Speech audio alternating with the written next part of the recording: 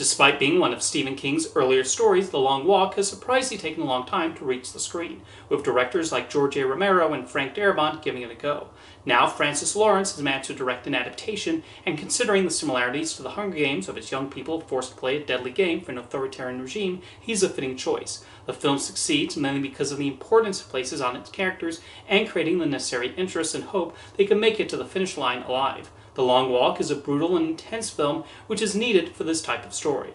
The film does not waste time in setting up this horrifying concept and explain the rules as these young men take this harrowing walk. What Lawrence and screenwriter J.T. Mulliner immediately emphasize is the bond and occasional animosity that forms between them. They instantly recognize they are in this situation together, and despite the prize at the end, they are all suffering the same way.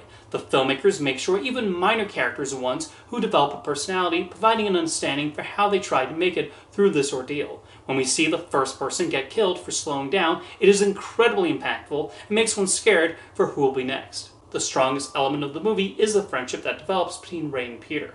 Cooper Hoffman and David Johnson do a superb job of showing how they get to know each other, and it's great seeing their support for one another along with the other friends they make. Meanwhile, Charlie Plummer makes his contestant someone truly hateable, especially what he does to one of the other walkers, but the film eventually digs into him and his own feelings about being on this walk.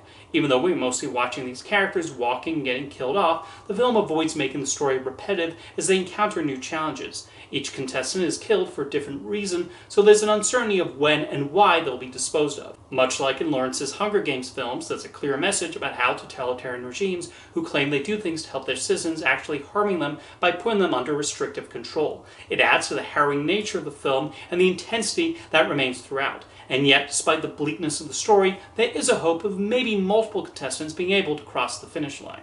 The Long Walk is a well-done dystopian film that makes sure the characters are ones we gain an interest in, although that only makes them being picked off one by one that much more horrifying to see. The filmmakers have not sanitized the story at all, as trying to shy away from the horrors these young men are facing would have lessened the intensity. So far, it's been an interesting year for Stephen King adaptations, as we've also gotten the darkly comic tale The Monkey and the sentimental Life of Chuck. The Long Walk joins them as another well-done film, an example of how King's imagination has provided inspiration to many filmmakers.